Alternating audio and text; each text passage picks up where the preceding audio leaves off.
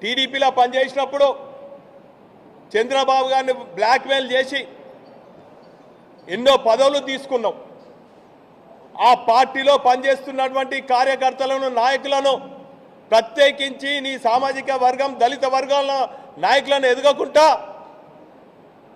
అనేక నిర్బంధాలు చేసి కుట్రలు కుతంత్రాలతోని చాడీలు చెప్తూ నాయకత్వానికి తప్పుడు సమాచారం ఇచ్చి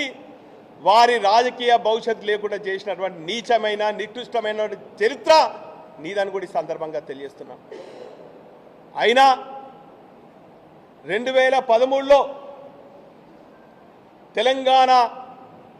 ఆనాటి ఉద్యమ నేత కేసీఆర్ గారు తెలంగాణ కోసం గొంగడి పురుగునైనా ముద్దు పెట్టుకోవాలని చెప్పి ఆ రోజు తెలంగాణతోని ఆనాటి ఉద్యమ నేతతోని